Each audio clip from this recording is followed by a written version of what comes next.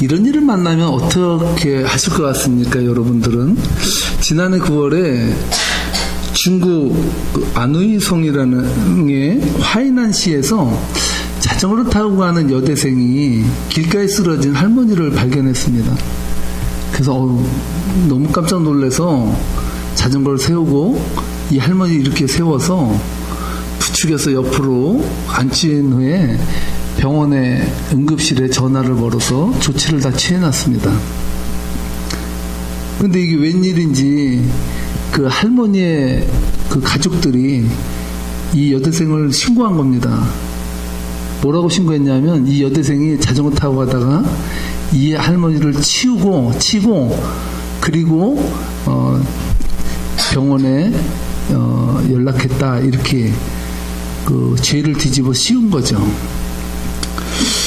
참 이런 일을 우리가 당할 때마다 너무나 세상이 무서워요. 그리고 요즘은 선을 베푸는 것도 참 가려가면서 해야 되나? 다 조심스러운 세상을 살다 보니까 너무나 우리의 삶이 드라이해지고 너무 삶이라는 게 참 인간다운 인간미를 못 느낄 때가 너무나도 많습니다. 그래서 이 여대생이 하도 어이가 없는 일을 당해서 화가 나가지고 이날 저녁 중국판 트위터인 웨이보에 글을 올렸습니다. 제가 자전거를 타고 가다 할머니를 부축했는데 혹시 여러분 중에 이 장면을 목격한 사람이 있다면 저에게 제보를 좀 해줬으면 좋겠습니다. 이렇게 글을 올렸는데 어떤 사람이 사진까지 찍어가지고 그때 있던 상황을 자세히 증언했다고 합니다.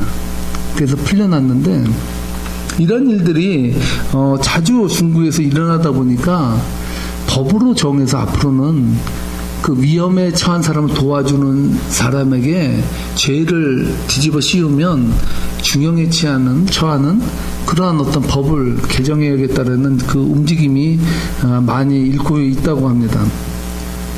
참 사람이 살아가면서 기가 막히고 코가 막히는 일들을 많이 당하지 않습니까? 살아온 연수만큼 우리가 삶이 삭막해지고 두려운 이유가 뭡니까? 동심의 마음은 다 좋은 마음이지 않습니까? 근데 좋은 마음을 주다 보면 때로는 그것이 상처로 돌아오고 때로는 불이익으로 돌아오고 그것이 아픔으로 돌아온단 말이죠. 그러다 보니까 지긋한 연세의 어른이 되면 그 다음에 사람을 안 믿기 시작합니다. 그게 일반 사람들의 마음 아닙니까? 오늘 본문에 나오는 이 바울과 실라를 봐도 좀 그렇게 될 것 같다는 생각이 불현듯 들었습니다. 좀 생각해 보세요. 귀신 들려 생활하던 여종을 고쳐준 것도 죄가 된다는 것이죠. 그래서 고발당했습니다. 여러분들이 이런 일을 당한다면 어떻게 하겠습니까? 믿음으로 선행을 베풀었는데 돌아오는 것은 오히려 욕먹는 일이 발생한다면 참 곤란해지는 일 아닙니까? 이럴 때 우리에게서 믿음이 가동할 때라는 그러한 울림을 받게 됩니다. 누가복음 18장 8절에서 예수님께서 뭐라고 말했냐면 이렇게 말했습니다. 인자가 올 때, 우리 예수님이 이 땅에 오실 때 세상에서 믿음을 보겠느냐? 정말 예수님께서 이 땅에 오실 때 이 세상에서 믿는 자를 보겠느냐라고 말씀하고 있습니다. 그렇습니다. 우리가 문제를 만나고 정말 기가 막힌 일을 당하게 되면 그 이후의 일은 장담할 수가 없어요. 내가 어떻게 변할지. 우리 자신이 우리를 모르는 그런 경우를 만나게 됩니다. 여러분, 요즘 현대교회에서 가장 많이 사용하는 단어 중에 하나가 뭔지 아십니까? 현대교회에 나타나는 현상 중에 가장 많이 들리는 단어가 시험 들었다는 말입니다. 시험 들었어. 저희 성도님들은 믿음으로 무장되어서 그렇지 않은데요. 저 옆 동네 시카고만 해도요. 목사님들이 가장 무서워하는 말이 시험 들었다는 말이에요. 성도들이 시험 들었습니다. 어느 성도 지금 시험 들었다고. 그 말이 목사님이 가장 무서워하는 말 중에 하나라고 합니다. 여러분, 목사 말에 상처받고 시험 들기도 하고요. 때로는 성도들 간에 상처받고 시험 들고, 또 교회 일하다가 상처받고 시험 들었다는 말을 이 시카고 지역은 아주 자주 듣는다고 합니다. 교회가 무슨 시험 증후군에 걸린 것처럼 어떻게 보면 이 시험 속에서 살아가는 것이 교회 생활이 아닌가 할 정도로 그러한 주객이 전도된 그러한 현상들을 오늘날 교회에서 자주 보게 된다는 것이죠. 여러분, 교회 생활은 천국 생활입니다. 믿습니까? 교회 생활은 기쁨의 생활이에요. 하나님의 전에 오면 세상에서는 힘들고 어렵고 슬프고 괴로워도 교회 오면 싱글벙글 웃어야 돼요. 왜? 하나님의 집이잖아요. 하나님 우리에게 기쁨을 주길 원하고, 예배를 통해서 여러분들 은혜 주길 원하고, 하나님은 찬양을 통해서 영광 받길 원하고, 교회만큼은 세상에서 줄 수 없는 것을 주는 곳이 바로 이 하나님의 전이거든요. 그런데 이러한 은혜 생활이요 기쁨의 생활이 될 교회 생활이 살얼음을 걷는 그 빙판을 걷는 것이 된다면 얼마나 이것은 잘못된 일이고 어려운 일이 되고 긴장 속에 살아가는 것이 되겠습니까? 저는 한번 생각해 봤습니다. 왜 이러한 현상이 일어날까? 왜 교회는 시험 들었다는 말이 무서운 말로 들리고 왜 우리는 시험에 자주 빠지는가? 한번 생각해 봤습니까? 전 목회자로 생각을 해봐요. 왜 우리는 신앙생활을 하면서 실족하기도 하고 시험을 들게 되는가? 가만히 생각해 봤더니요, 답은 하나더라고요. 뭔지 아십니까? 자기 신앙 고백이 확실하지 않으면 시험 들어요. 내가 하나님을 만난 신앙 고백, 하나님을 통해서 하나님의 영광 속에 살아갔던 그 삶의 고백이 확실하지 아니하면 시험 들 수밖에 없습니다. 왜냐하면 이러한 하나님으로부터 받은 사랑과 은혜와 고백이, 자기 고백이 없으면요, 남을 보고 신앙생활합니다. 하나님 보고 신앙생활을 하는 것이 아니라 남을 보고 신앙생활해요. 그래서 남이 알아주지 않고 남이 인정해주지 않고 남이 자신을 잘 대우해주지 않으면 시험 들어요. 근데요, 여러분, 교회는 사실 대우받는 곳이 아닙니다. 물론 처음 온 성도들, 믿음이 약한 사람들은 대접을 받아야 돼요. 그런데 신앙생활 한 지 10년, 20년이 됐는데도 교회가 대우받는 곳이고 대접받는 곳이면요, 그것은 신앙생활을 잘못한 것입니다. 교회는요, 적어도 초대교회는요, 하나님 앞에 예배드리러 오고 성도가 됐다는 의미는 자기 목숨 내걸고 예배에 참석했던 거예요. 대우받는 것이 아니라 자기 목을 내놓고 예배드렸다고요. 오늘 바울을 한번 보십시오. 여러분, 그는 정신 나간 여종 하나를 고쳐주고 나서 아주 죽도록 맞았습니다. 실성한 귀신 들린 여자 하나 고쳐줬다가 정말 세상에서 몰매를 맞아도 그런 매를 맞지 않았어요. 유대인은 절대로 사람을 때릴 때요, 쉬어가면서 때려요. 한 대, 두 대, 세 대 해서 몇 대까지 때릴 수 있냐면요, 39대, 39대까지 맞을 수 있어요. 40대는 절대 안 때려요. 왜 그렇습니까? 40대 때리면 죽을 수 있다는 확률이 있었나 봐요. 옛날에 40대 때려서 죽었나 보죠. 절대로 40대를 안 때려요. 그래서 바울이요, 고린도후서 11장 24절에서 자기가 고백할 때 자기가 어떠한 고생을 당했는지를 말할 때 나는 40에 하나 감한 39대의 매를 5번 맞았다라고 말해요. 유대인들은요, 또 때릴 때요, 치사하게 옷을 벗겨가지고 때리지 않아요. 그래서 옷을 입혀서 때려요. 그런데 오늘 본문을 보십시오. 22절 말씀을 보면 바울이 그 광장에서 바울과 실라가 맞는데 어떻게 맞았는지 그것을 리얼하게 이야기해주고 있어요. 22절 말씀입니다. 함께 읽겠습니다. 무리가 일제히 일어나 고발하니 상관들이 옷을 찢어 벗기고 매로 치라 하여. 로마는요, 자신들이 정복한 식민지의 백성들의 질서를 잡는다 그래서 잘못한 사람들에게 인정사정 없이 마구 대했어요. 로마의 시민에게는 정식으로 인간 대우를 해줬는데요, 식민지 백성에게는 가혹할 정도로 아주 엄하게 죄를 다스렸습니다. 바울과 실라가요, 몇 대를 맞았는지 몰라요. 뭐 맞는 사람 시구 맞습니까? 한 대, 두 대, 세 대, 네 대?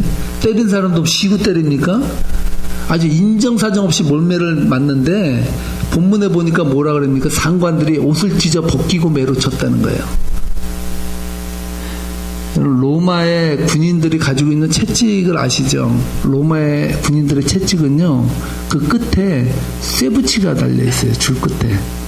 그래서 사람을 휘어 때리면요, 때렸다 빼면은 살점이 탁탁 떨어져 나갈 정도로. 예수님께서 로마의 군인들에게 채찍 맞을 때요, 그렇게 맞으셨거든요. 바울도 그렇게 아주 개 패듯이 패는 그 몰매를 지금 맞고 있는 것을 보여주고 있는 것이죠. 그런 뒤에 뭐라고 말하냐면 23절에 보면 얼마나 많이 때렸는지에 대해서 말하는데 함께 읽어보겠습니다. 많이 친 후에 옥에 가두고 간수에게 명하여 든든히 지키라 하니. 몇 대 때렸는지 모르는데 하여튼 엄청 쳤다는 거예요. 많이 친 후에 옥에 가두라 라고 말했다는 거죠. 여러분, 관리들이 간수에게 옥에 가둘 것을 명하고 든든히 지키라고 하였는데요, 간수의 관리들에 대한 충성은 열심을 넘어서 특심이었어요. 간수는 한술 더 떴어요. 관리는 뭐라고 말하냐면요, 명하여 든든히 지키라, 그가 도망가지 않게 아주 단단히 지키라고 말을 했거든요. 근데 간수는 어떻게 보면 더 악독해요. 24절 말씀입니다. 뭐라고 어떻게 바울과 실라를 처리했는지 24절에서 말씀하고 있어요. 함께 읽겠습니다. 그가 이러한 명령을 받아 그들을 깊은 옥에 가두고 그 발을 착고에 든든히 채웠더니. 로마의 감옥은요, 주로 이중 구조로 되어 있어요. 경범죄는요, 창문이 있는 그 감옥에 가둬요. 그런데 중범은 어떻게 가두냐면요, 지하에 가둬요. 창문도 없고요, 완전히 그냥 벌레가 우글거리고 더럽고 냄새나고 완전히 습한 곳에 그냥 쳐넣어버리는 거예요. 그게 감옥이거든요. 깊은 감옥이거든요. 바울이 지금 그 감옥에 갇혀 있는 거예요. 여러분, 사람 하나 고친 것 때문에 완전히 살인자 취급받는 거 아니에요. 완전히 중형으로 다스려서 바울을 깊은 감옥에 가뒀다라고 본문에서 말하고 있지 않습니까? 거기다가 여러분 착고를 채웠다 그래요. 착고가 뭔지 아십니까? 로마의 중범죄자들 도망가지 못하게 발에다가 쇠줄을 거는데요, 중요한 것은 발과 발 사이를 최대한 벌려요. 막대기 같은 거로다 해서 같이 발하고 발을 묶어서 최대한 벌려가지고 앉혀놓는 게 착고예요. 생각해보세요. 그냥 앉아있는 것도 힘든데 다리를 쫙 벌려가지고 그 앉아있는다고 생각해보세요. 완전히 허리 끊어져 나가는 거예요. 아주 미칠 정도로 힘든 그 처벌이 착고에 채우는 거거든요. 바울을 완전히 살인자 취급하는 거죠. 완전히 그냥 중형으로 바울과 실라를 다스리는 것을 보게 됩니다. 이 빌립보 감옥의 간수도 이러한 심한 처벌을 하는 것을 유추해서 생각해 볼 때 빌립보 지방에서는 아주 악명이 높은 간수였을 것 같아요. 왜냐하면 관리는 분명히 그랬거든요. 깊은 옥에 가두라 그랬는데 간수는 옥에 가둘 뿐더러 착고까지 채워가지고 아주 그냥 꼼짝 못하게 만들어 놓잖아요. 이런 상황 속에 처한 바울을 한번 오늘 생각해 보기를 원합니다. 이제 밤이 깊어졌습니다. 모두가 다 잠이 들 시간이죠. 곰곰이 빌립보에서 있었던 일들이 바울에게 떠오르지 않았겠습니까? 저 같아도 분해서 잠이 안 올 것 같아요. 내가 뭔 죄를 졌다고, 여종 하나 고친 것도 죄라고, 권력에 휘둘려 가지고 완전히 살인자 취급받는 바울을 생각해 보면 정말 자기가 고쳐준 여종도 믿고 여종의 주인도 믿고 자기를 때리라고 명한 관리도 믿고 또 자기를 착고에 채운 간수까지도 다 미워. 세상 사람들이 다 미울 수 있어요. 저 같으면 그렇단 말이에요. 저 같으면. 여러분은 좀 덜 할 거예요. 정말 환장한 일 아니에요. 환장한 일.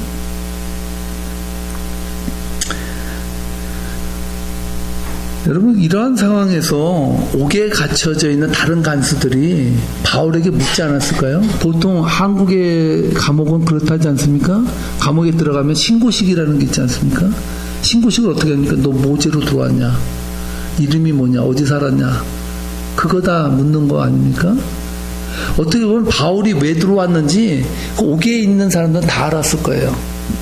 야, 나는 그 죄보다 더한 죄도 졌는데 이 정도인데 너는 착고에까지 채우냐? 그거 가지고 이런 이야기들이 안 오고 갔겠습니까? 정말 너는 재수가 없어도 대기 없다. 어떻게 그렇게 인간이야 취급받으면서 넌 그렇게 벌을 받을 수 있냐? 이렇게 이야기가 되지 않았겠습니까? 정말 그렇잖아요. 미친 사람 고쳐준 것도 죄입니까? 그러한 가운데 바울과 실라가 기도하고 찬송하다라는 것이죠. 오늘 본문에 보니까 함께 있는 죄수들에게도 바울과 실라가 하나님께 드리는 그 기도와 찬양 소리가 들렸다라고. 25절입니다. 함께 읽겠습니다. 한밤중에 바울과 실라가 기도하고 하나님을 찬송하며 죄수들이 듣더라. 여기 한밤중이라 그랬는데 여러분, 한밤중이면 주로 몇 시입니까?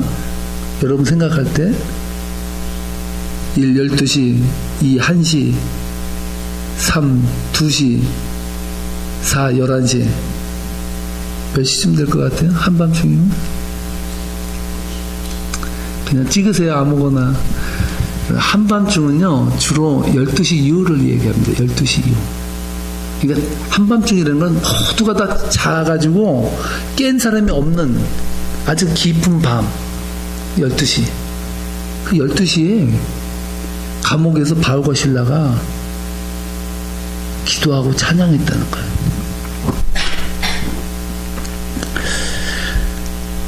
저는요, 바울과 실라가 12시에 그 오밤중에 기도와 찬양을 드린 것도 놀라운데요. 또 한 가지 놀라운 사실이 있어요. 여러분 뭔지 아십니까? 성경 말씀을 여러분 읽을 때 너무 드라이하게 읽지 마세요. 하나님의 말씀은요, 꿀송이철보다 더 달아요. 그 한마디 한마디 뉘앙스가 무지 깊어요. 저는요, 오늘 이 바울과 실라가 한밤중에 하나님 앞에 찬양을 드렸던 그 기적보다 더 큰 기적은요, 옆에 있는 죄수들이 컴플레인 안 하고 자면서도 그 찬양과 기도 소리를 들었다는 거예요. 할렐루야. 여러분 같으면 어떻게 하겠어요? 한국에 감옥에 만약에 갇혀 있는데 한밤중 12시에 일어나서 기도하고 찬송해봐요.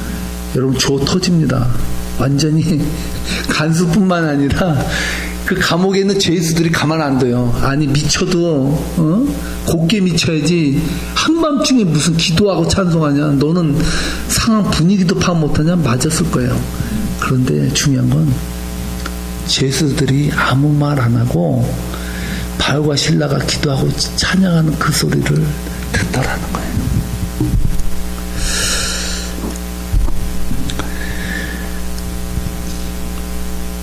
저는요, 어떻게 제수들이 그 한밤중에 잠도 안 자고 찬양과 기도하는 바울과 실라에게 컴플레인하지 않고 그 찬양 소리를 들었을까? 그들이 참 여기에 은혜가 있다라는 것이죠.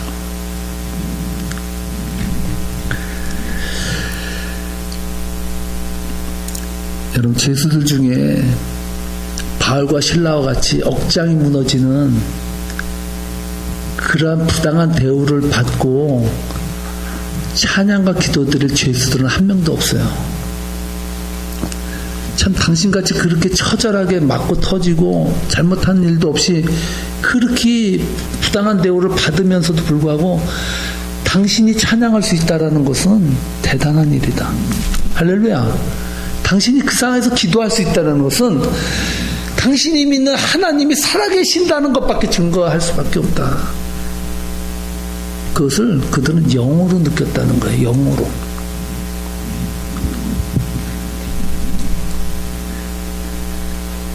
고통 가운데서도 하나님의 은혜를 노래할 수 있는 것은 그리스도인들만이 가지고 있는 특권 아닙니까? 여러분, 우리는 고통 가운데서도 기도할 수 있습니다. 할렐루야. 우리는 고통 가운데서도 찬양할 수 있습니다. 할렐루야. 하나님의 영이 함께하기 때문에, 하나님의 영이 기뻐하시면 우리는 초막이나 궁궐이나 그 어디나 하나님의 나라가 임하 삶이 된다는 것이죠. 바울과 실라에게는 지금 자신들이 애매히 당하는 이 절박한 고통의 순간보다 그들을 구원해 주시고 하나님의 말씀을 전할 자로 불러주신 하나님의 은혜가 더 컸다는 거예요. 그 은혜를 바울과 실라가 당하는 고통이 상쇄시키지 못한다는 거예요. 누를 수가 없다는 거예요. 바울과 실라에게 주어진 그 기쁨을. 이것이 성령님이 우리에게 주는 기쁨 아닙니까? 고통 가운데 드려진 찬양은 바울과 실라에게 새로운 힘의 영적인 원천이 되었다는 것을 볼 수가 있습니다. 그들의 육체는 비록 착고에 묶이고 옥에 가둬져 있었지만 그들의 영혼만큼은 진짜 자유함을 느꼈습니다. 이 자유함은 세상에서 돈으로 살 수 없는 자유함이고 기쁨인 것입니다. 오늘 여러분들에게도 이 자유와 기쁨이 와야 되는 거예요. 세상에 돈으로 살 수 없는 이 기쁨, 이 은혜가 여러분들의 삶을 움직여 갈 때 여러분은 세상을 사는 의미를 새롭게 발견할 수 있습니다. 고통 가운데 드려진 찬양과 기도는 그 찬양과 기도를 듣는 제수들의 얼어붙은 마음을 녹아내는 찬양이었습니다. 그들이 들었다는 것은 그들도 같은 은혜를 느꼈다는 말입니다. 하나님의 은혜는 믿지 않는 자들에게도 영향력을 끼친다는 거예요. 그들에게 산 소망을 주고 힘을 준다는 것을 바울과 실라의 기도와 찬양을 통해서 우리들에게 보여주고 있다는 사실. 바울과 실라가 애매히 고난을 받으며 착고에 무인 처지임에도 불구하고 찬양할 수 있다는 것은 제수들에게 하나님이 정말 살아서 이 시대 속에서 역사하시고 있다는 강한 확신을 불러일으키지 않았겠습니까? 하나님은 빌립보 지역의 복음화를 위해서 정말 놀랍게 빌립보 감옥을 선택하셨습니다. 전 이것이 은혜라고 생각해요. 빌립보의 복음화를 위해서 어떻게 하나님은 감옥의 제수들을 사용할 수 있을까? 그 감옥을 사용할 수 있을까? 이것이 바로 하나님이 하시는 일 아닙니까? 하나님은 이 세상의 부귀와 영화를 누리고 권력을 가지고 있는 사람들을 택하지 아니하시고 세상에서 가장 가방줄이 짧은 사람들, 정말 세상 사람들이 갈릴리 뱃놈이라고 했던 그 제자들을 들어서 예수님의 제자로 삼으시고 복음의 전초기지를 삼으셨습니다. 여러분, 빌립보 감옥에 갇힌 제수들이 다른 사람들보다 잘생겼다라고 성경에는 어디에도 말하지 않아요. 그들이 정말 의리가 있는 사람이라고 어디서도 말하지 않아요. 그들이 세상 사람들보다 정의로워서 하나님이 빌립보 감옥을 선택한 것도 아닙니다. 어쩌면 죄인 중에 개수들이 모인 인생 막장들이 살아가는 그 어두운 감옥을 통해서 하나님은 하나님의 역사를 계속해서 이루어 가신다는 것을 본문은 우리들에게 보여주고 있습니다. 여러분, 이것이 은혜가 아닙니까? 정말 받을 수 없는 자가 받은 것, 정말 도저히 이해가 안 되는 사람이 받은 것, 그것이 은혜예요. 받을 자격이 있는 자가 받는 것은 은혜가 아니에요.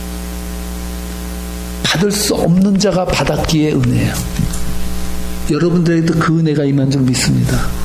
정말 우리는 받을 수 없는 자들이에요. 자격이 없는 자들이에요. 저는 목회자가 될 수 있는 자격이 없는 사람이에요. 그럼에도 불구하고 하나님께서는 이 부족한 종을 택해서 하나님의 말씀을 전하게 하셨습니다. 전 이것이 놀라운 하나님의 은혜라고 믿습니다.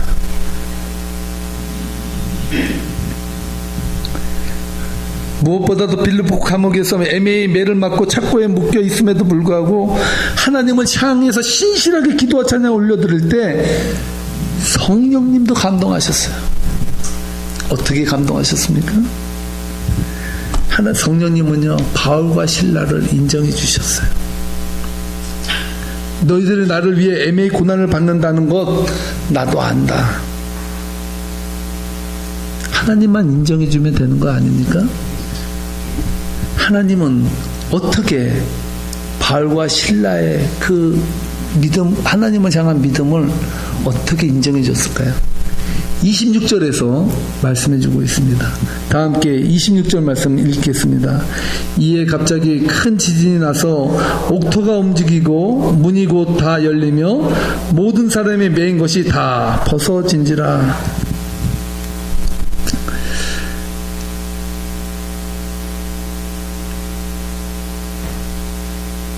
성령님이 어떻게 바울과 실라의 믿음을 인정해 줬습니까? 우리 하나님은요, 째째하지 않아요. 그냥 묶여진 수갑 하나 그냥 풀어주거나 착고 하나 풀어주는 것으로 끝나지 않아요. 우리 하나님 통이 커서요, 내가 너 사랑한다는 걸 어떻게 보여줬냐면요, 감옥 전체가 흔들리게 만들어 버리셨어요. 저는 이것이 하나님의 역사지만 성령님께서 바울과 실라를 통해서 내가 너희를 사랑한다라는 것을, 하나님의 사랑을 보여준 사건이라고 생각합니다. 세상은 너희들을 안 알아주지만 나는 너의 기도를 받았다는 거예요. 세상은 너희들을 인정해주지 않고, 세상은 너희들을 무시하고, 너희들이 애매히 고난을 당하고 정말 피가 거꾸로 솟는 그러한 불이익을 당했지만 나는 너를 기억한다는 거예요. 할렐루야.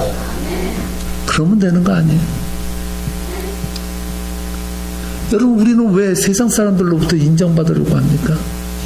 왜 세상 사람들에게 우리는 보여주려고 하는 것일까요?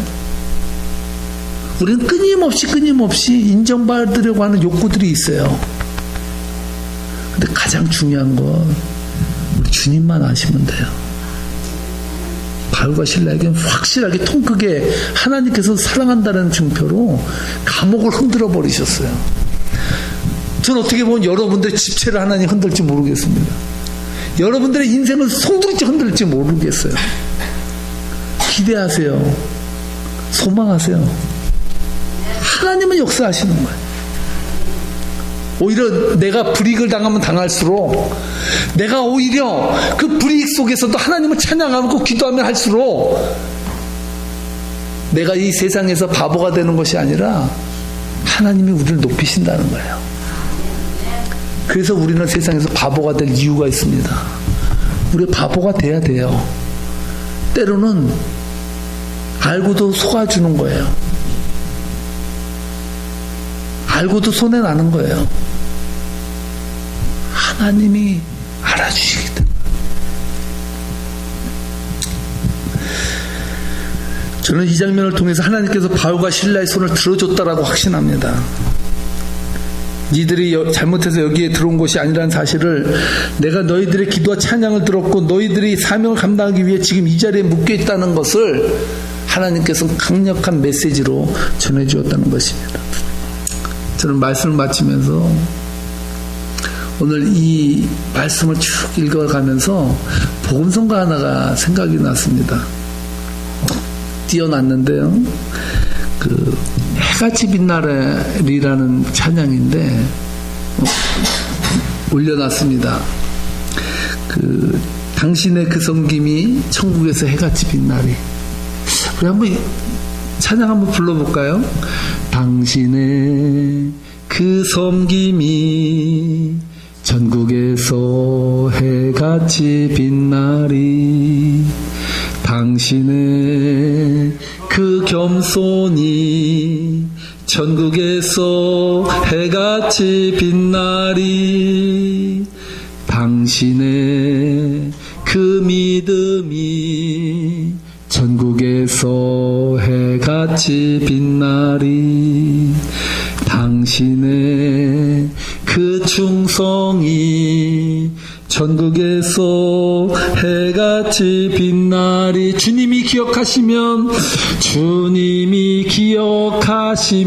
족하리. 예수님 사랑으로 가득한 모습, 천사도 흠모하는 아름다운 그 모습, 천국에서 해같이 빛나리. 주님이 기억하시면 좋게요. 성도님들, 하나님 일하다가 시험 들지 마세요. 하나님 일하다가 시험 드는 것은 하나님 바라보고 일하지 않고 사람 보고 일하기 때문에, 사람에게 인정받으려고 하기 때문에 하나님이 기억해 주시면 족합니다. 천국에서 해같이 빛나는 그 은혜를 여러분들의 삶 가운데서 누리도록 하나님께서 주실 줄 믿습니다. 오늘 이 말씀 붙들고 천국에서 해같이 빛나는 또 세기명교회 성도들의 삶 속에서, 또 교회 생활 속에서 여러분들의 그 사역이 해같이 빛나는 복된 성도님들 되시기를 주님의 이름으로 축복합니다. 기도하시겠습니다.